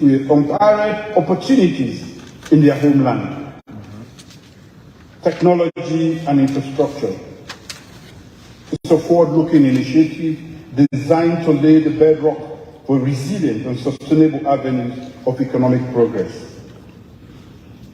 The reformation of our public service architecture is a meticulous overhaul aimed at enhancing efficiency, instilling professionalism, and ensuring a service delivery mechanism befitting the aspirations of our people. Let me conclude. Today, I stand before you not just as a representative of my country, but as a witness to the ebb and flow of global currents. These are indeed tough times for our world. The strongest economic quivers and continents like Africa stand at pivotal junctures. We witness shifts in power, erosion of democratic institutions, especially in our sub-region West Africa, an intensification of conflicts on a scale we hadn't imagined, and climate change's looming effects. Leadership must evolve in this era, marked by crises at every turn. We can no longer stand idly by as young workforce leaves our shores searching for greener pastures. We cannot ignore the displacement of our people due to strife or the stifling of our children's futures. It is not enough to be defenders of the status quo. We must become the disruptors. Disruptors who strive to lift communities out of the depth of poverty, enabling our youth to rise to global challenges and ensure that every individual has the freedom to dream, choose, and lead a fulfilling life. Every single one of us has a part to play. Leadership, I must say, it's not a title. It is an action. I recall my times here in the United States and in this institution, a period of growth and learning. but the serene call of home was always present in my ears. A beacon that guided my intention and actions. I had to return. I had to leave the United States to return home. Now, as I stand here, I feel like I have come full circle. Nostalgic. Yes, that's why I have my AU cap on today.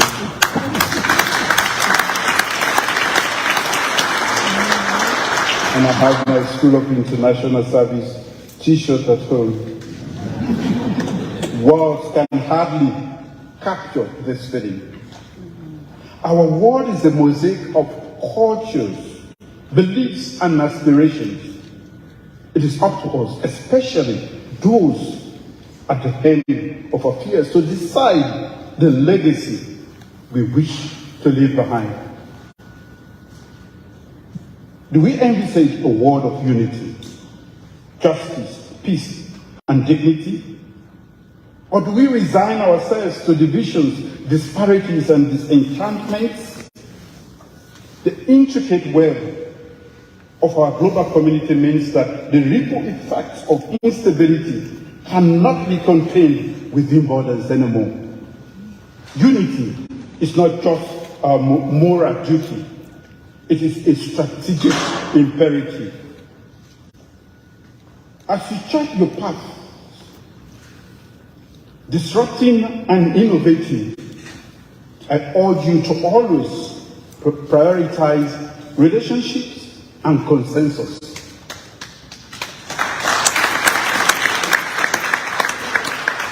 A world where different opinions coexist in vibrant, where the coexistence of different opinions is vibrant and robust. Democracy thrives in these differences. The journey to addressing global issues is indeed long, and as the adage goes, if you want to go fast, the African adage goes, if you want to go fast, go alone. But if you want to go far, go together.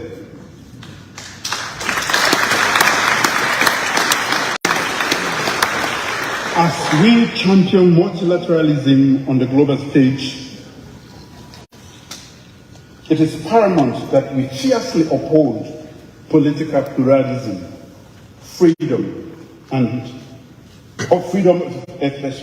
of expression, and fundamental human rights within our borders.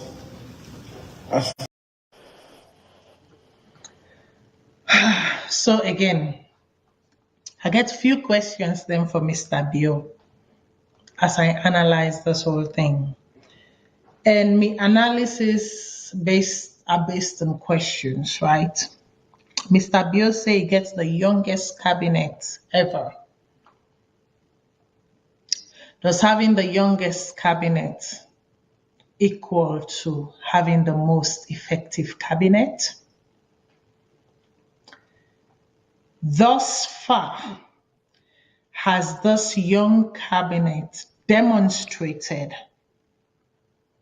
efficiency of mind, innovation, and output for the people? He say it create a fertile ground for the young generation. I want to ask him, what he mean by fertile ground? The display of drugs, the liquidation of the mind of the young people in Sierra Leone currently. Is that what fertile ground means?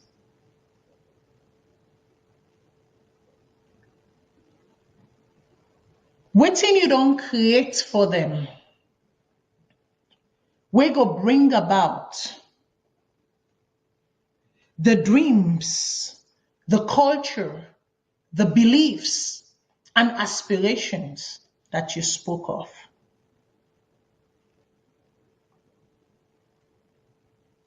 You say that you do not want a passive youth where then are standby, then are just bystander, they are just observing as you go. But when you know that the highest suppliers of drugs are within your midst, when you know that the people them where they impair the minds of this generation that you so eloquently speak of, and you do nothing about it because it is financing other operations, how do you not expect them to have a passive mind, a mind of obedience, a mind of yes, sir, a mind of yes, ma'am, a sleeping mind, a sleeping brain? Because you have allowed under your watch the infiltration of a substance that distorts the chemical formation of their brains. So they're incapable of thinking as rational beings. They become passive beings instead of contributing and assertive beings.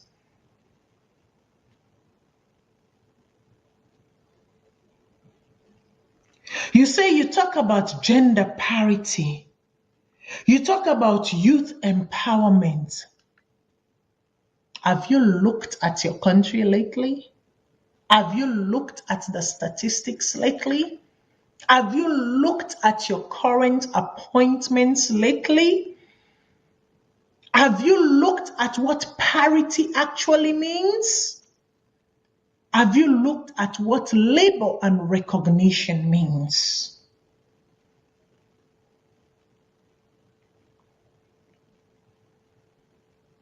You talk about youth service sector and opportunities for youth. For provide waska or whatever, the washing of vehicles, is that the opportunity you talk about? Is that the fertile ground you're referring to? Is that the dreams, the culture, and aspirations that you're speaking of? Can you lead us to the dreams, the culture, the beliefs, the aspiration that you so eloquently talked about? So that we go see and with we own eye. And we not going to feel say, this man is speaking of a utopian world, a world of dreams, a world of, musicals, a world of fanfare, a world where not exists, a world where only exists but in our minds, but in our reality. We can never see it, but except for if we sit down and watch movie like Wakanda. Now that world they exist. If you sit down and watch movie like the Avatar, if you sit down and watch movie like Wakanda, now that world they there, because there is no way. There is no way. The youths that you speak of, I know those youths. I speak to those youths. I work with those youths. When they are correct, they can tell you everything about what is wrong with Sierra Leone and how in their own little communities they can fix it. But when you talk of service, you speak of service to God, you speak of God and for country and service to people. What you are allowing to take place in Sierra Leone, and make nobody not tell me, say, it happened during this one in term, it happened during that one day in term. I don't care. The time that we speak of is right now. We do not speak of any other time, but right now. And the person we sit down at that chair where we the rent we host right now, na Mr. Bio. So anything where I dey say, is sit down by Mr. Bio.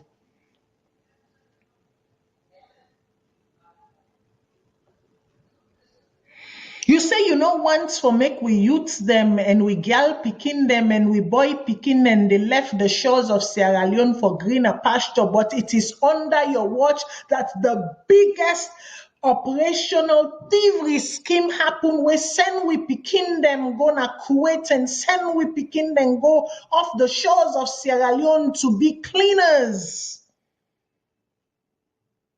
to be nannies, to be housekeepers. It was under your watch that that scheme was done. And people like me, Matilda, Sidom, and Allah, why? Can't we do better? Can't we find better? And now these very people are calling and saying, we dey suffer, oh, we dey die now, oh, we want come back, oh, we come back, oh, it better make we eat sansan usai we come on than this hard labor that we have been put through. Did you not think of that when you allowed the T's to be crossed on those papers and the I's to be dotted? Are you not the facilitators of the punishment of these people?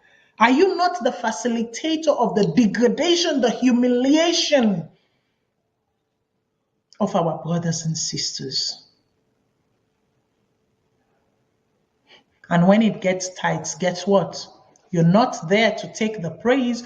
You're there to take the praise, but you're not there to gather the crumbs when it falls. And the Sierra Leonean them, the Gudatwan and the Soriat Kumbra them, now they now go get for rally around and say, these are our brothers and sisters. These why are now we picking them? Then why are now we future them? So come what may, make we begin put inside the kotoku for see how we go bring them calm. Dry gari, better pass hard chicken.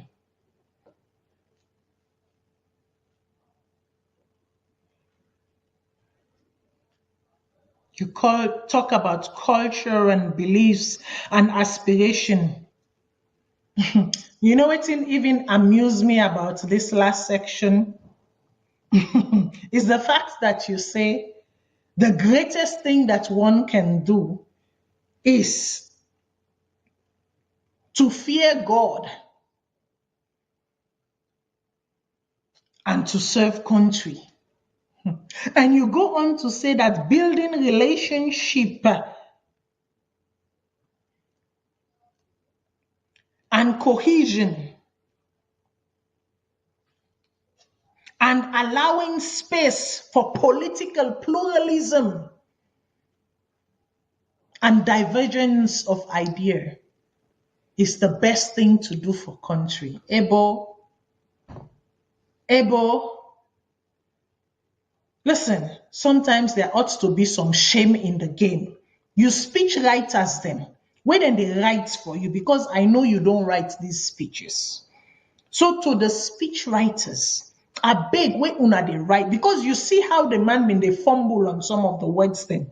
I see say even in self some of the word then way been they talk. In self he been they shock and force as he been they talk am. You know? The word shock and force, jolt and force, he say, hey, then put this one here so they, hey, okay, I go get for nothing no kind of mind for making a place and quickly. But my advice to you, sir, now for read waiting and give you force before you can at the international space and begin talking. It don't happen to you several times. This is not the first time. And this is not the first time why they say the same thing. Say, read your speech when they give you before you can on national television or in front of the world and read them. Because the television does not lie. The reaction, that, milliscope second reaction, it catch them. It catch them. You jolted because you yourself, you were not, you don't believe say they write this one so they like, hey, when I put this one so Saturday, okay, if not so and say more they read and they go. Political pluralism, relationship, and consensus building, welcoming of divergence of thoughts and opinion. When have you ever practiced that? When have you ever practiced that? Even right now as we speak. When have you ever practiced that? Show me instances where you don't practice political pluralism. You come, you meet a system that was working, a system where actually encourage political pluralism, where allow smaller parties then for contest and for take small seats then, take something as part of the pie, have a slice in the cake. But what did you end up doing? Consciously, what you ended up doing is to create a system that narrows, that close political pluralism. So what are you talking about? Political pluralism, divergence of thoughts, encouragement of consciousness and relationship building. A just concluded election was a prime example. Where did you allow political pluralism to exist? Where did you allow relationship and consensus to occur? Where did you allow, dissenting opinion, divergence of opinion to emerge?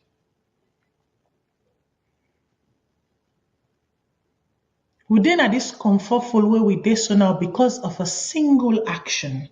So please, sir, when you speak of God and service to country, when you say culture does not make people, but people make culture, remember that you are part of that. And when you speak of God and service to country is the greatest act that one will perform, make sure you are doing it in accordance with scripture, in accordance with the ordinance of God. Not just come and call the name of God and include them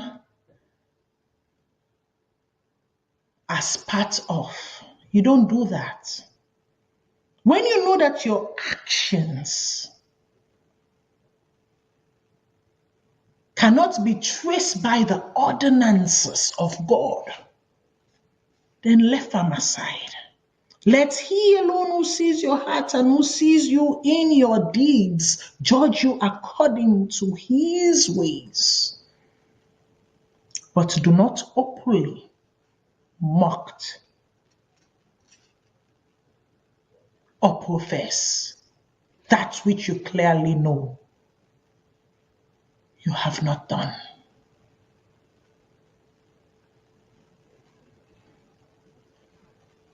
And so you talk about all of these things and you talk about, and I close with this one here, so you talk about the civil service and making the civil service better and functional. How do you make the civil service better and functional?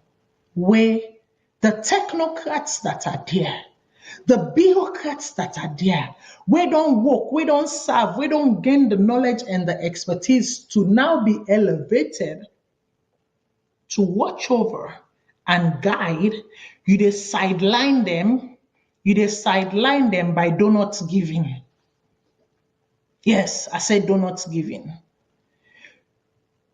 Because recently what you do is that when somebody has worked in an institution 15, 20 years, what is expected is that they get to a directorship, a director generalship level. They become like, the house encyclopedia of that particular institution or department, or a bunch of them become a house encyclopedia of that particular department or institution. They set the policy, they know how things are, they bring in new and fresh ideas from recruiting from those, graduating from the new pools, mixing all that together and then keep building. But what they do right now, you are throwing donuts. It has pleased the president to appoint Gollum as advisor this, human resources, Bombay as advisor that, economics, Jeripo as advisor that, agriculture. Where are the technocrats? You sideline institutional knowledge for compensation, acknowledgement. For compensation, completion.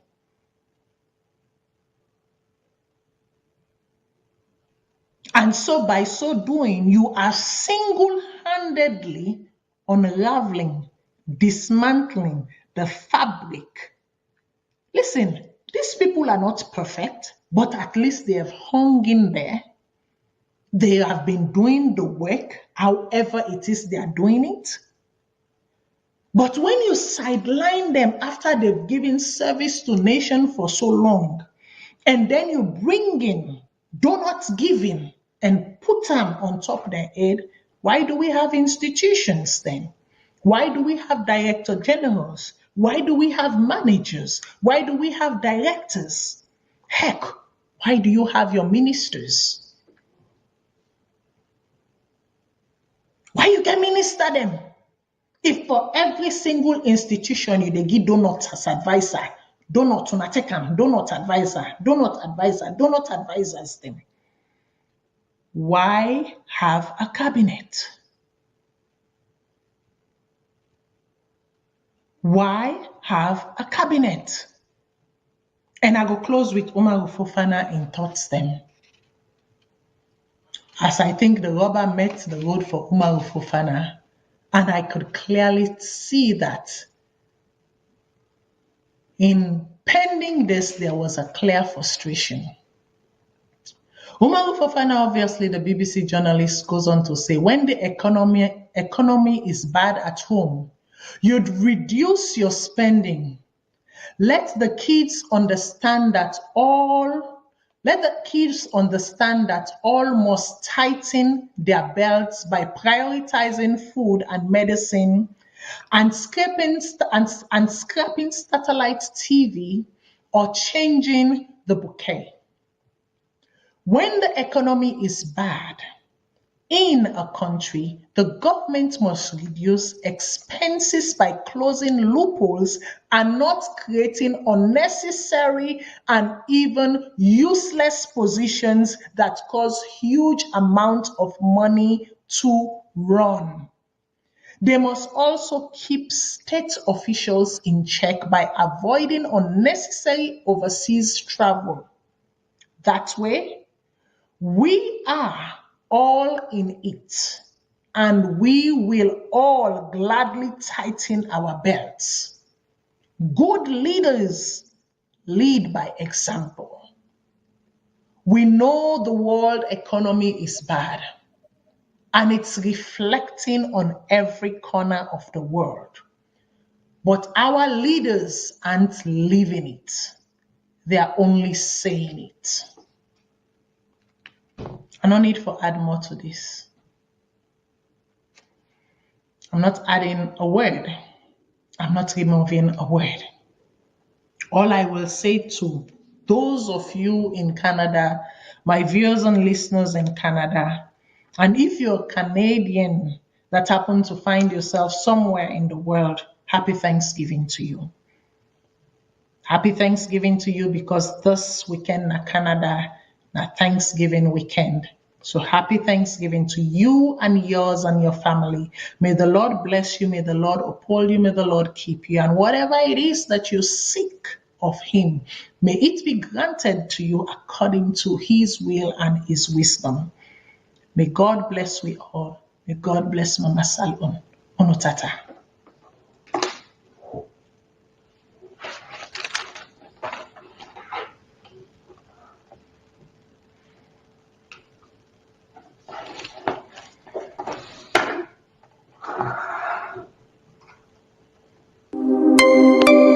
Leone, Kush, Immaculate, this is for them. Hope for you, sir. John, I say we say not so good. Hope for you, say not so good. I say we say not so good. Yeah, me had a feeling what I can run behind. We are they see me brother them, they die in the street. Oh, me are they feeling. We are they see me sister them in the street. Yeah, some they link they not, Some lay down a guts are they sleep. So when I ask them, tell me say na kush. Now in the pool boil and sun are them foods. They make them use their old age for the young age. They just step and brush. Oh yeah, we say not a kush.